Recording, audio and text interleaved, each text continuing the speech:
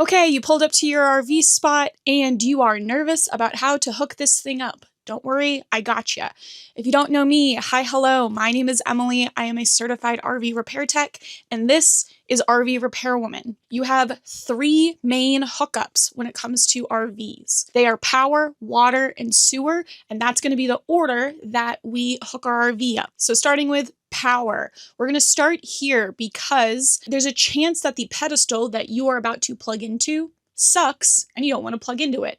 So let's not go down the rabbit hole of doing like a whole bunch of other setup until we make sure that we actually want to be in the spot that we're in. Here at RV Repair Woman, we do not plug into pedestals that are doing weird stuff. Just creates problems and means you might have to call me. And the whole point of this channel is to keep you from calling me. Okay, to hook up power, you are going to need 2 things, a power cable and an EMS. What is an EMS? EMS stands for Electricity Management System. It is basically just a fancy surge protector that is going to protect your RV from big power surges. Here at RV Repair Woman, we do not plug in RVs without an EMS. If a big power surge went through your RV without an EMS, it could cause thousands of dollars of damage to your RV. But once you have your EMS and your power cord, your next step is to figure out if you are in a 30 amp rig or a 50 amp rig. The easiest way to do that is to look at the power cord that came with the RV. If the power cord has 3 prongs, you are in a 30 amp rig. If it has 4 prongs, you are in a 50 amp rig. The only reason you need to know that is to know what outlet on the pedestal to plug into. The pedestal I'm at today is weird, and the 50 amp plug is like hiding behind the pedestal. But normally when you open the pedestal up, you would see 2 giant outlets. You want to make sure you're plugging into the right one. All right. Now that we have our power cord, our EMS, and we know what type of rig we are in, we're going to head over to the pedestal and we're going to make sure all of the breakers are in the off position. Then we are going to take our EMS and we're going to plug it into the outlet for the type of rig we have. I am then going to turn on the breakers for the 30 amp plug. We don't care about the breakers for the 50 amp plug because we're not plugging into it. Once the breakers are in the on position, we're just going to wait a couple seconds and look at our EMS. It should have some sort of screen on it that is going to tell you if any sort of error is happening. Mine isn't coming up on camera very well, the joy of trying to like film an LED screen. Just know that this type of EMS cycles through several different screens. And so you're looking for one that says E something. That's the error screen. And so mine said E0, which meant there are 0 errors. Yay. If it said something like E1 or E2, I would know that it's throwing an error of some kind. And usually there's a sticker on the front of the EMS that'll tell you what those error codes mean. But once you've looked over your EMS and have confirmed that it's not throwing any error codes, we're then going to throw the breakers back to the off position. That was just us confirming that the pedestal didn't have anything weird going on. It wasn't miswired. It didn't have some short inside of it, any of that good stuff. The EMS can confirm that for you before you plug your RV into the pedestal. Again, we don't want to go too far down this process before we confirm that the pedestal isn't weird. Then all we have left to do is to plug our power cord into the EMS. And then sometimes you have to plug the other end into the RV. Sometimes it's hardwired into the RV. If you have to plug it into the RV itself, you are looking for a plug, surprise, surprise. If it isn't immediately apparent, I know there's like a lot of different plugs and caps and everything going on this side of the RV. You're looking for one that has an electricity caution sticker over the top of it. That's going to be your power. When you go to plug it in the RV, just know that it's usually a plug in and then a slight twist. There's usually like one of the plugs that has a little turn to it, just to make sure you're really locked in. So plug in, twist, and then sometimes there's an additional cap that you screw onto the RV. This is again just to make sure that that plug doesn't pull out of place. Keep in mind that extra screwy top is really easy to cross thread. So just make sure that you're all lined up before you start really cranking down on that guy. And then finally, just head back to the pedestal and put the breakers back into the on position and look down at your EMS one more time. Make sure it isn't throwing any errors now that you're plugged into the RV. And after all that, if everything looks good, you should have power inside your RV.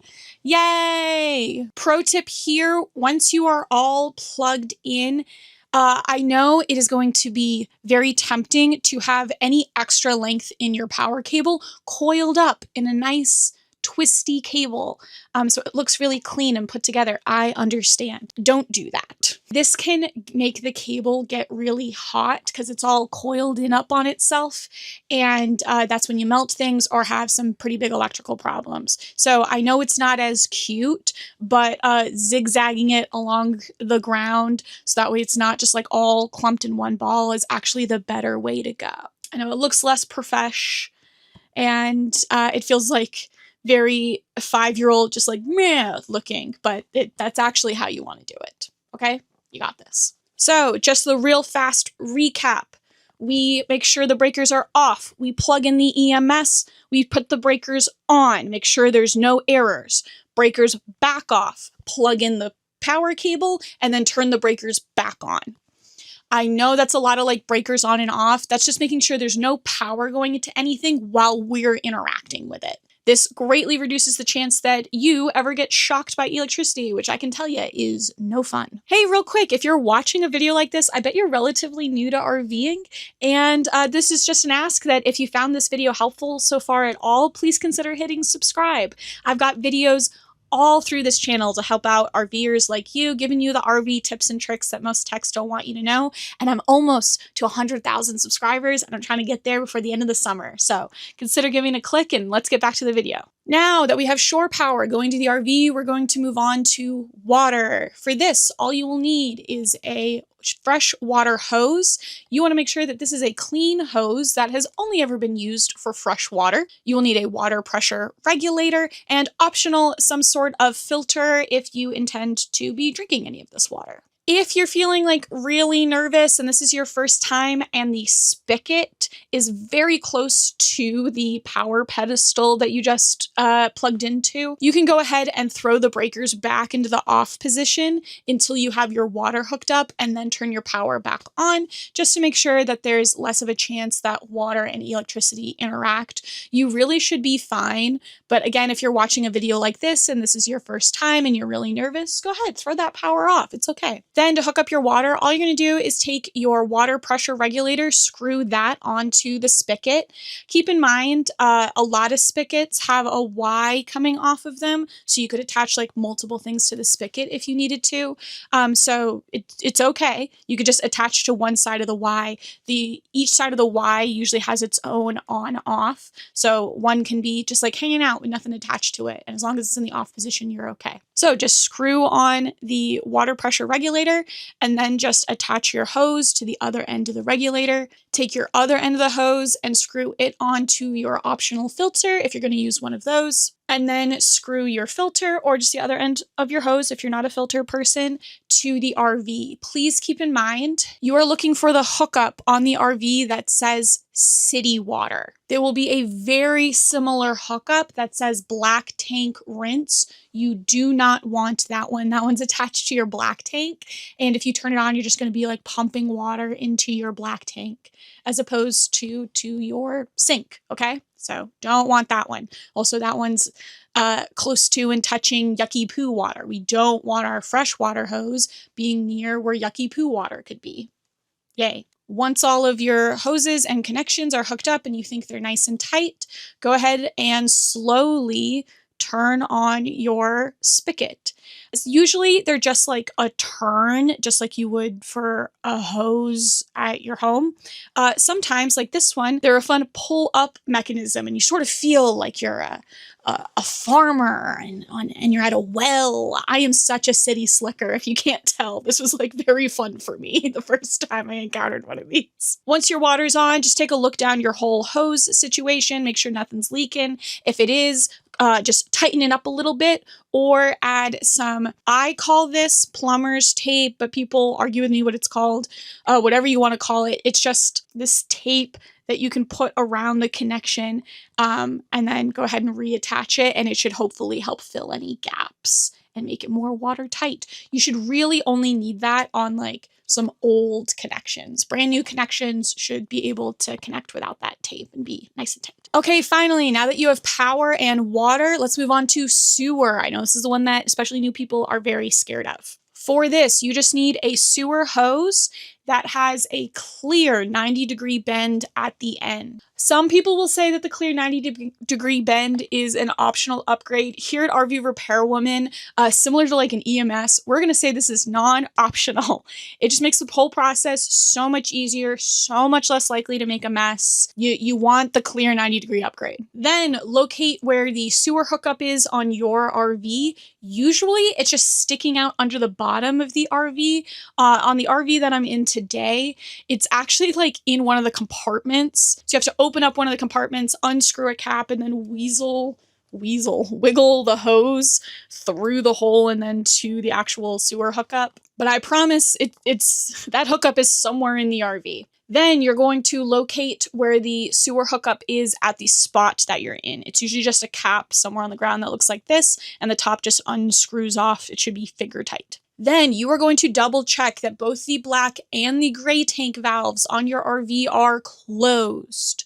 Even if you're like 90% sure, go push down on them, be 100% sure. The part of this process that is optional are gloves. This is like a controversial one for some reason. Some people are like very pro gloves. Some people are very anti gloves. Some people are of the opinion that like, I don't wear gloves when I wipe my butt in the bathroom. Why would I wear gloves doing this? I'm of the opinion that, especially if you're RVing with anybody else other than yourself, that there is a chance that you interact with poo that did not come out of your butt. And so there's a chance that you could interact like with whatever microbial thing that's happening inside somebody else that your body wouldn't like. And so I personally, my family personally wears gloves when they do this, and then just chuck the gloves after. Ideally, you're not interacting with like anything gross, but I'm just living in reality where like there's a chance to interact with something a little bit gross. Okay. So I have Crohn's disease. There's enough weird things going on in my gut. Like I don't need other people's microbial things happening around me. You know what I mean? So we're pro glove. If you're not a glove person, live your best life. We will not judge you. Okay. Once you've confirmed that both of your valves are closed, you are then and only then going to unscrew the cap on the cover itself. Then you're going to look inside of your black tank hose and see if it has a cap that goes inside of it to keep things from coming out. Some of them do, some of them don't. I think if you're like shopping around, it's worth it to have a hose that has those caps inside, but not all of them do. If you have a cap, remove it before you hook up. This is a mistake that pretty much everyone has made once. And when you make that mistake, it is a massive mess to clean up. So look, make sure there's no cap. You're then going to take your sewer hose and connect it to the black tank connection.